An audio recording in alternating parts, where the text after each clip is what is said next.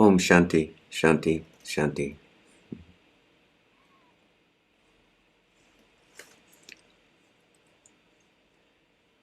Welcome everyone to Satsang.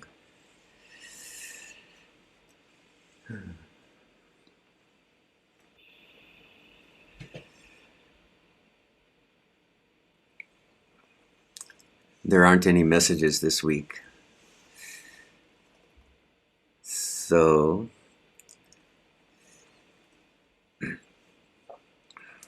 that's normally how I start. So today I invite you to take this opportunity to join in and share what you'd like to share, ask a question.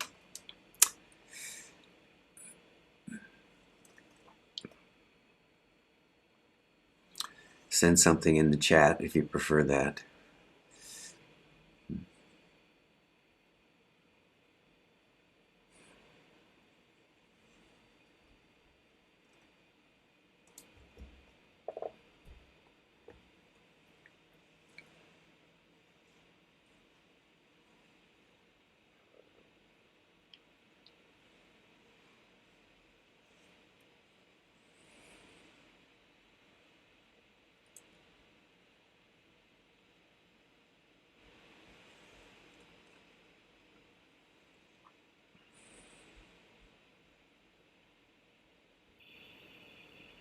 Good morning, RishiJi. Good morning. So my question revolves around how to deepen practice. I've been meditating since I was 14 off and on, and in the past few years, the meditation has really revolved around resting in being or as being, resting in stillness, silence.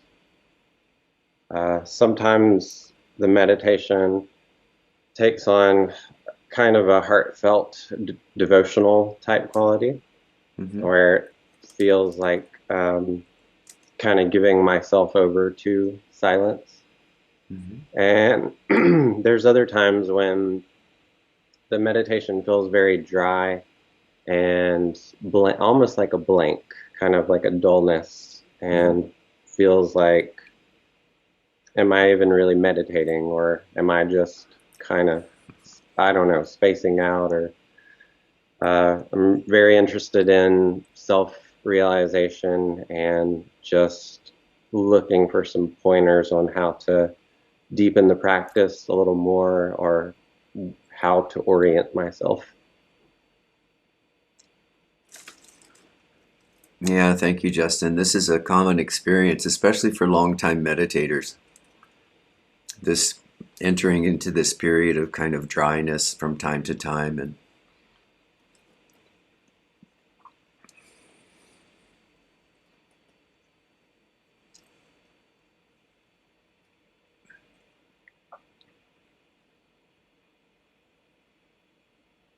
the strongest indicator here in terms of how to proceed is to realize that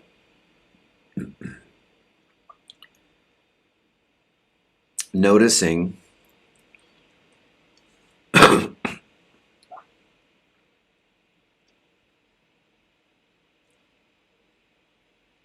qualities, let's say, of whatever your meditation is that at that moment or that day. So you mentioned that sometimes it's just very peaceful, and there you enter into the stillness, and there's this presence there. You're aware of that. And other times there's a kind of a dullness or a blankness that's there. From the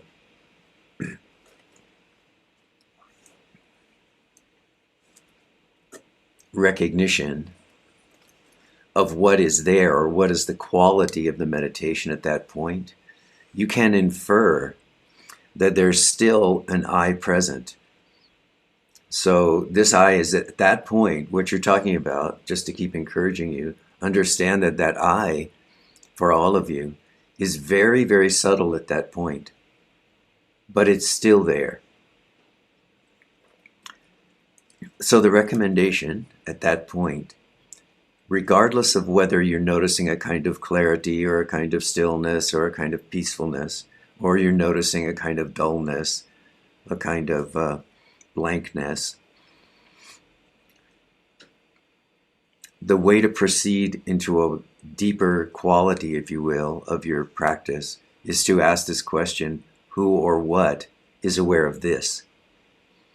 Understanding that the quality of what you're referring to as this, whether it's a blankness or a dullness, or it's a blissful state, a peacefulness, the quality of the this is not what you're interested in. Because if you take an interest in the quality of however you're describing this as either clear or cloudy, you're still, that subtle eye is still looking at the dual nature of reality. So your task is to go through that, penetrate through that tendency. That's just a tendency in the mind, or a habit that builds up over years of meditation. Still, this tendency is there to look at the quality of what's present in the mind at that moment and to judge it. And this isn't a harsh judgment. This is just a very subtle noticing. Oh, this is clarity, or this is not clarity. This is peacefulness. This is dullness. So those kinds of subtle judgments are there, and they're operating and this is natural as long as there's a subtle I that's present. There's a me that's doing the meditation. So you can ask yourself at that point, who or what is aware of this? This meaning the quality of the phenomenon that are present there at that moment. Or you can simply ask the question directly, what meditates? This is the way to penetrate more deeply. Because as long as there's a meditator present, you will stay right there on that. It's a subtle surface level. But as soon as if you're really one-pointed, if you're a good meditator, you don't have any trouble sitting down, opening, and falling into a concentrated and peaceful awareness. You don't have any trouble with that. So the next question is, what is that about? Who's meditating? And if you ask that question, what happens is that the awareness which has gone out as attention, the kind of attention that is saying, this is clear, this is peaceful, this is cloudy, this is not, that kind of attention will begin to turn itself back. And then it can fall through looking at whatever the quality of the object is. Is that clear? Well, some of what yes and no. Some of what I'm hearing here is not getting hung up on so much on the peacefulness or the dullness. And yes. And just kind of, I don't know from there what to say about that, but just sort of reflecting back or falling back. I don't really know how to articulate that or what that looks like in practice for me, but I think I maybe get some sense of that. Okay, so the very specific instruction is there to ask who or what is aware of this. And the reason is, if the experience is one of peacefulness, let's say, as an example, or stillness, that's a pleasurable quality. So it's very easy to go into that peacefulness and so on, and then just become lethargic, right? And not to make any kind of effort at all in that state, just to accept that I love this piece and I'm just going to stay here, so I'm not going to inquire any further. I'll just stay here. This is enough for me. This is beautiful, but that's the tendency, is to just try to grab onto that peacefulness or onto that stillness and stay there. Conversely, if the experience is one of dullness, there will be this tendency to sort of fall into the dullness, and then that torpor just takes over. So the reason that we ask the question, who am I, is because that brings energy, illumination to the mind in order to continue with the process. If we don't do that, we can fall asleep, or we can just go into a sort of a blissful torpor where we just sit there and saying, oh, isn't this lovely? And I think I'll just stay here. But that doesn't answer the question, who am I? It just teaches us through repetitive meditation, how do we go to this place where we feel peace? But it doesn't penetrate through to the question, who or what is aware here? So that's the reason that we asked the question at that time. And this sounds like a very simple instruction, but as you know, when you're in that state of dullness or torpor, the most difficult thing you can do is to ask the question, who or what is aware of this? It just doesn't seem like you have energy for it. But as soon as you ask that question, as soon as you bring the inquiry to that moment, the energy comes back into the body, comes back into the mind especially, and a certain illumination happens. And then you have the energy to penetrate a little bit further, to go more deeply into what actually is a samadhi state. You know, the more you ask this question, the more you hold yourself out of falling asleep or out of a torpor state, and the deeper you penetrate into a samadhi state. So each time you ask that question, when you're in a subtle state, it provides the energy necessary to penetrate deeper. And can I follow this up here with something else? Yes. Mm-hmm. Is there another way that question, who am I, what am I, manifest? Because often what comes up naturally for me is, what is this? Yes. And something about that kind of resonates with me, like, what is this? In some sense, I don't feel a separation between outer and inner, and it's sort of exploring whatever this is. Is that similar or different? Yes, that's similar, but I just would like you just to clarify for me a little bit. When you say, what is this, are you referring to, what are you referring to when you say this? Are you referring to a specific object that's present in awareness at that moment? Are you referring to this as the wholeness of experience? What are you referring to? Or is that just a this? Meaning the experience of I am here now, and I know that. I'm not sure, actually, to answer honestly. It's, okay. When I say this, it could be an object that manifests as sort of an openness, I guess you could say.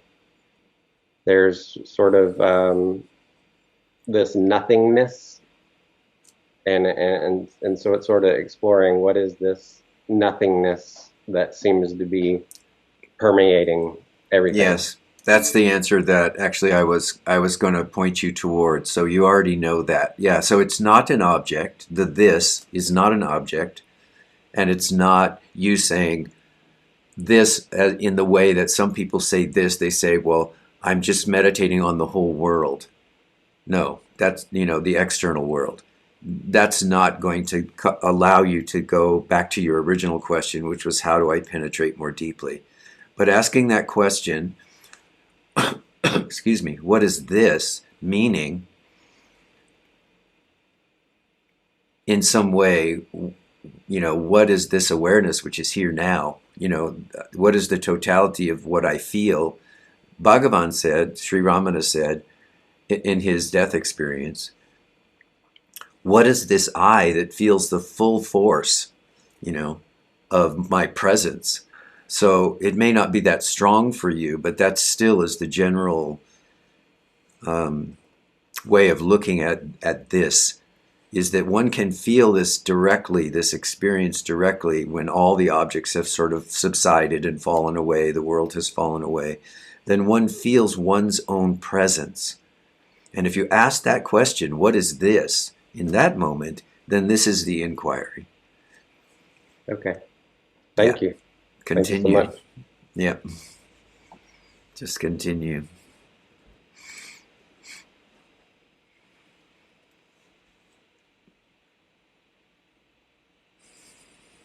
And of course, those of you who are also longtime practitioners who have been, here for a while, have been practicing for a while, you also know that eventually this question, what is this? It no longer rises in the mind. It just, you enter into that space of being, and there's just this recognition, awareness is here now. That's kind of, and it's not a mental thing. It's the direct perception, awareness is aware of awareness kind of feeling.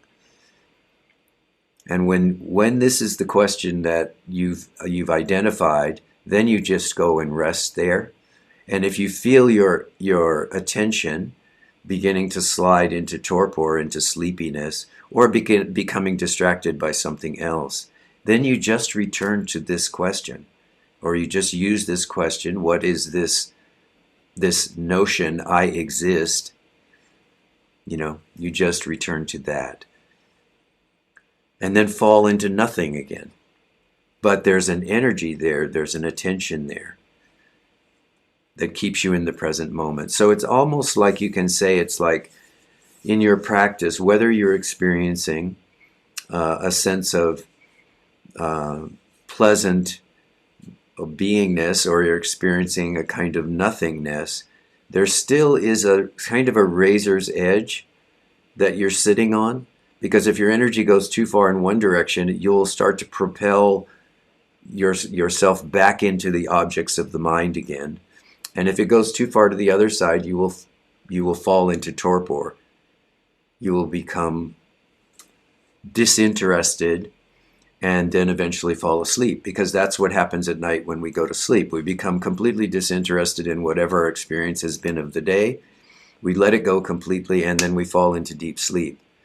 So this is why it's necessary to have, necessary is not really the word, this is why it's helpful to have some kind of a tool, like what is aware here, what is this, to help us stay on that energetic edge that helps us then to penetrate more deeply into samadhi.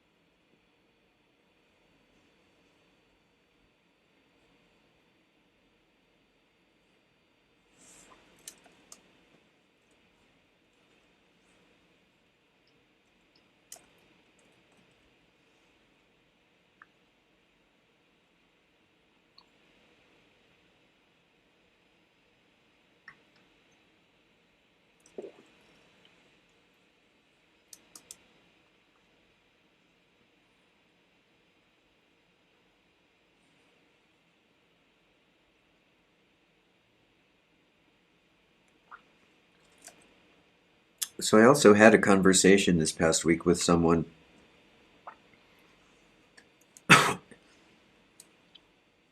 who was questioning in a very deep way whether it was even necessary to engage in any kind of activity like this, in any kind of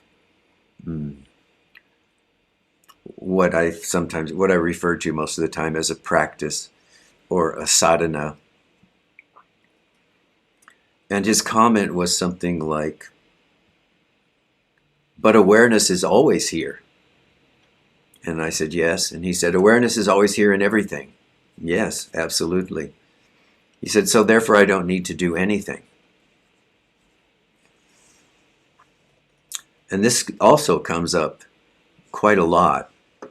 Why do we need to do anything? If we are already free, if we are already in some way awakened, if this is the natural state of awareness, is to just be here, now, as this, why do we need to do anything? And I asked him, are you abiding as awareness at all times? He said, oh, no, things still come up, and these emotions still come up. And then he made some reference to, sometimes this trauma comes up from my childhood and this and that. And this is true, that happens. But I pressed him on it. I said, are you abiding as awareness when that comes up? Or are you going into it, trying to pick it apart, trying to find the source of it, trying to heal it, trying to solve that problem? And he said, yeah, that's what I'm doing. And I said, well, then you are not abiding as awareness. So this is the reason that we have these tools. So when we notice that we've been distracted by something, we've been pulled into something, and it can be for a moment or it can be for a week. Many of you are familiar with this.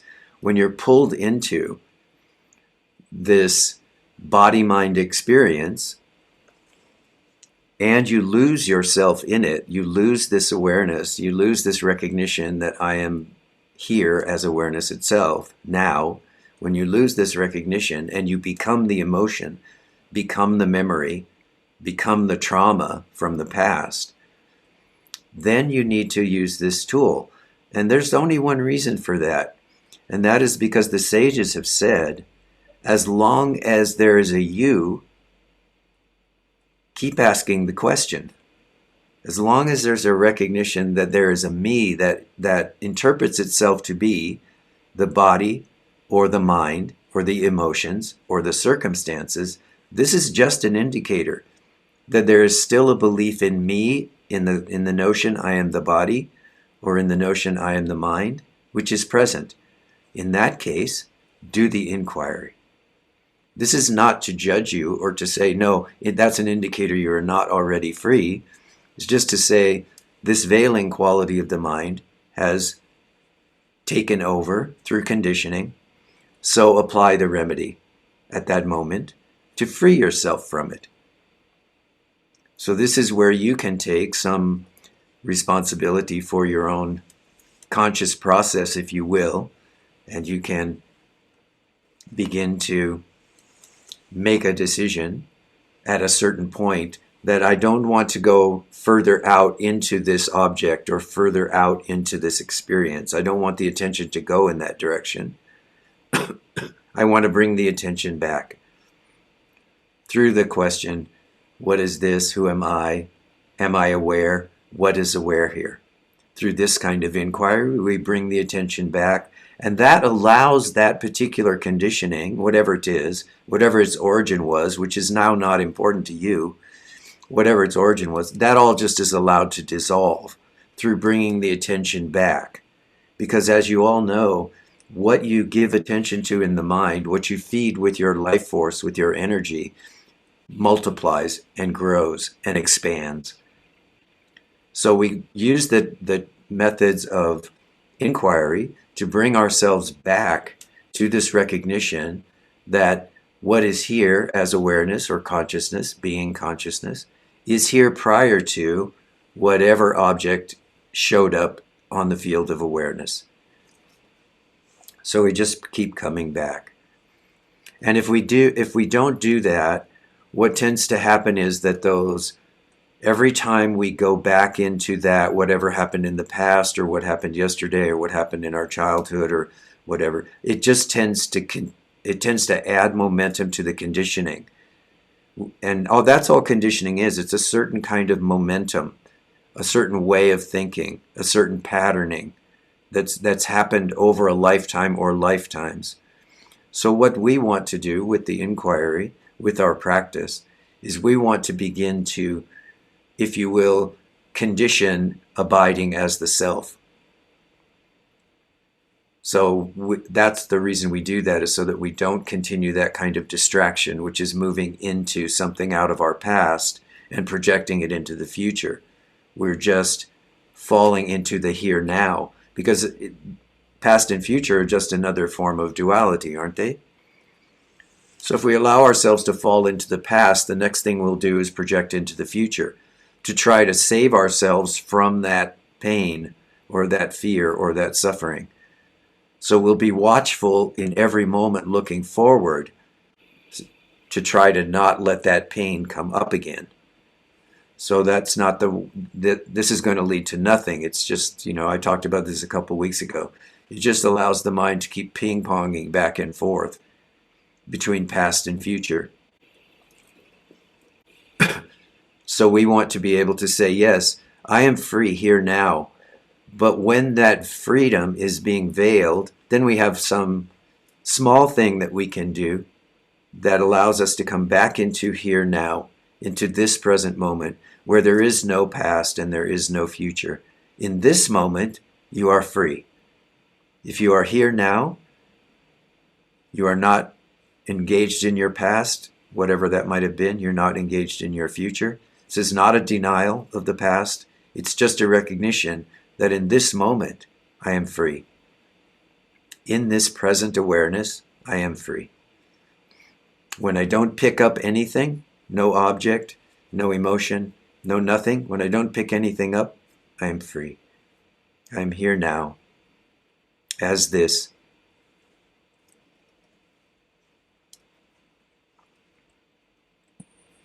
Hello, James. Hi, Rishi. Can you hear me Hi. okay? Yeah. Yes, perfect. Yeah, this is a wonderful conversation. I so appreciate it. And I completely resonate with what you're saying, but there's a part of me that says the yes but part. Yes. And in this particular case, the concern is, the infamous phrase of spiritual bypassing, where you're essentially using the practice to keep at bay some old pattern, uncomfortable feeling, ongoing issue, whatever it is, and not, dealing with it. And it seems like perhaps there's a middle ground where you are seated in some kind of, you're seated in whatever degree of abiding that is available to you, should we say? Yes. But yet allowing to come up the things that have been kept down that need to come up and be liberated in the light of awareness, rather than kind of constantly struggling to keep them down, and then they pop up and they get knocked down again. And so I'm just trying to find what is the, how do you navigate that fine line between liberating things and essentially intentionally or not suppressing them? Yes. Yes, this is another one of those razor's edges, isn't it? Yeah. Where if we are here now as awareness, what happens is that those things which naturally come up in that moment are just allowed to do that. But by not saying, I need to deal with this, you see, to say, I need to deal with this feeds that. Okay. Now you will go out into that projection. You will go out into the attention, will go out into that object or into that past memory or whatever. It will just do that if you allow it. So it's not to say this isn't happening or it doesn't exist. It's to cultivate that ability to sit there in stable attention. Yeah. But that attention is held here in the heart center. It's not held here in the mind where the memory is occurring. Right? Because we all know that all of us as sadhaks, we have this ability, we know this, all of you have seen this. You have this ability to remain here quietly and watch a thought come and be there for a while and then fall. Almost everyone here in this room today has seen that you have this ability. It's a natural part of awareness itself to remain just as the witness, to remain just as the awareness itself. A certain thought comes and it goes. Where we get caught is that when the thought is like, as an example, a traumatic one from the past, and there's a lot of triggering or emotion that comes up with it, we aren't able to just remain as that stable witness of what's happening in the mind, or feel the sensations that are happening in the body in relation to that memory. We're not able to just remain there in, let's say, in a non-reactive state and watch the way it comes, watch the way it acts, watch what happens in the mind, watch what it does in the body. We're not able to be that clinical about it, and we get sucked into it. Yeah. So, yeah, you're absolutely right. What we're trying to do here is not do a spiritual bypass, but what we also are trying to do is to cultivate the stability, we could say, or the perseverance ability to be able to remain as we are. And when something like this comes up challenging, we don't need to push it away out of fear or out of in some way to manage it. We're just present with it. Yeah. And then what can occur over time is that those triggers and those charges can come off of that memory or that trauma. This may take one time, and it may take 100 times or 1,000 times. So the key is the stability of awareness itself, that we're willing to sort of keep drawing our attention back. And even though this memory is coming, even though this difficult moment is here, we're still able to simultaneously notice that this moment, this memory, is rising in the field of awareness. And so we keep an identification also, if you will, there. We keep an anchor there in the awareness itself. Yeah. And the mind will still go, oh, this is fear.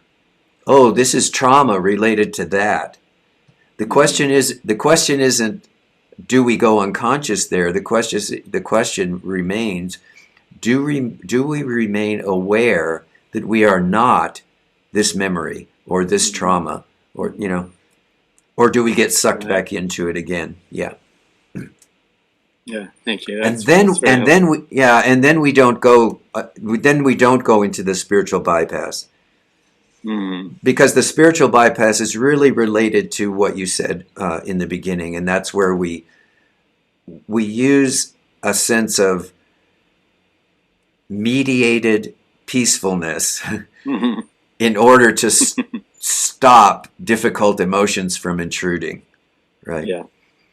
And this actually, understand that I'm not saying that's a bad thing.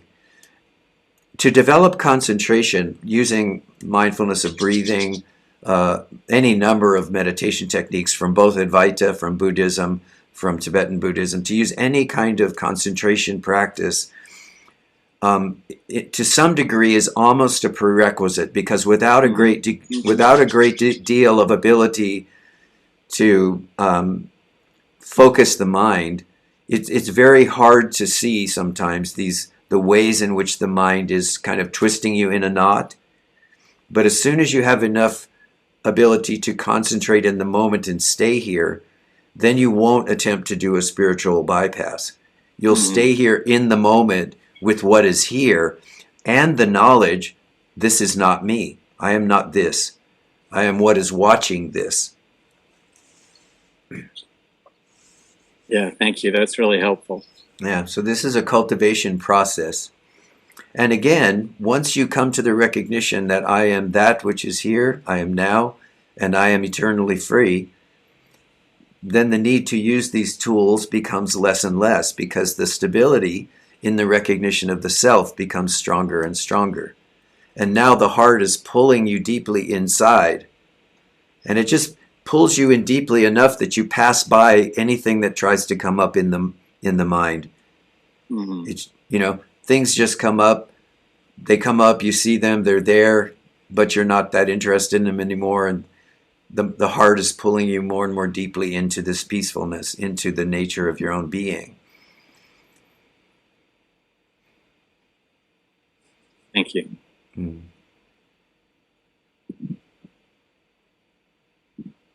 Thank you, RishiJi. And James, I loved your question. It's one that I felt, I felt that quite a bit. And it's just kind of like a statement of where I'm at. Well, two things. The first thing is I'm falling in love with that part of me, personality, whatever it is, that recognizes when I'm off track or when I've delved deeply into beautiful. something Yes. that doesn't exist. Yeah. And then also I'm finding I'm so much stronger at being able to sit when sensations, it's not so much thoughts with me anymore, but it's sensations. When sensations arise in the body that are related to some past trauma or something, I'm so much better at just realizing that this is not me, and falling into that part of me that is more vast. I'm aware that it's always there, or I'm always Beautiful. aware that it's there too. Beautiful. Beautiful. I'm so enjoying this enlightening conversation. Lovely. Lovely.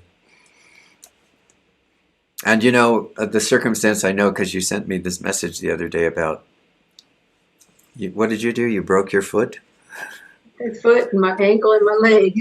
Oh, all at once. So yeah, there's a real opportunity in that, isn't there? When we've been stopped so completely by something physical, but also when there's pain involved with that, you know, as there is with any kind of a break like that. There's just such an opportunity there to ask yourself, you know, am I this, or is there something else which is aware of this? And if there is, of course there is. Once that's recognized, then to ask yourself, to notice in that moment that which is aware of this, even though this painfulness is here and this difficulty is here, and I can't reach out because I can't really get up off the couch or whatever. You know, it's just like to realize that there is a stillness about you. There is an awareness about you, which is actually unmoved by what's happening in the physical body. This is not a bypass around the pain. It's just a recognition I am not the pain, you know, or I'm not the circumstance. And the way this is realized is through this recognition that even though I am in this difficult circumstance, I see this part. I can touch this place where there's an unmoving awareness that's just here and absorbs in some way or just allows all of this to be as it is and is unmoved by it. So, yeah, very nice.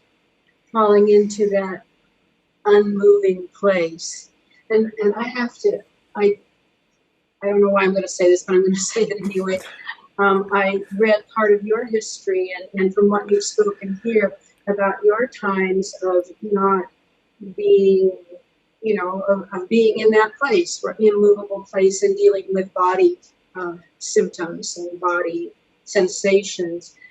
And at that point, how active the mind can get.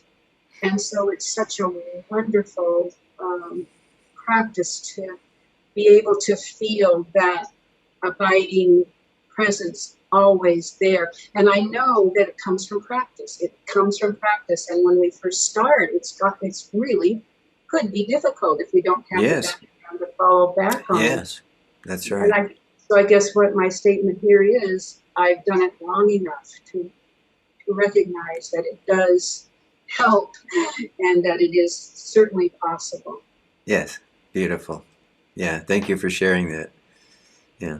And for each person, that possibility is there, but part of that process, if you will, is not getting too wrapped up in how quickly you're going to see some fruit from that practice. Because for one person, there's an immediate falling into a recognition, I am that which is before all of this. And then there's a sort of stability that starts to build right away. But for another person, that momentum of conditioning is very, very strong.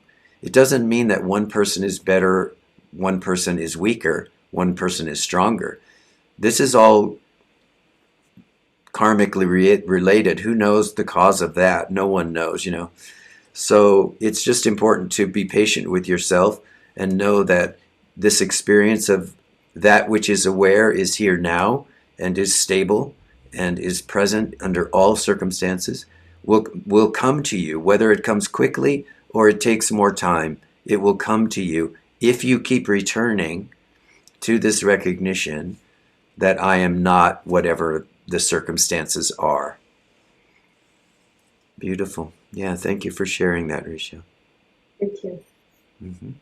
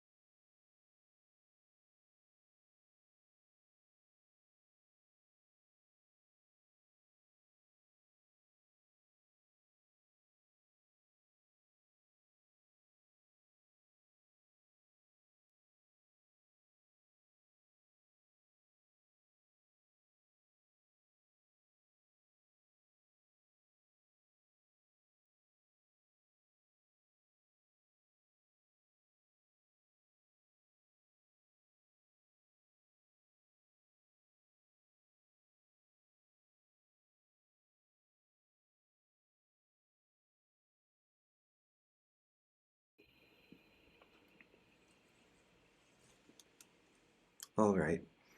May you have peace, joy, and come to freedom in this moment.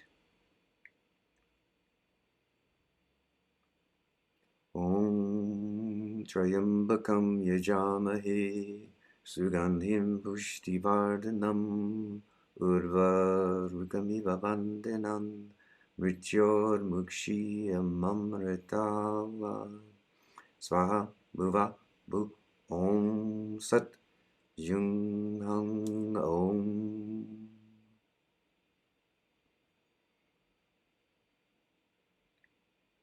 Namaste. Much love.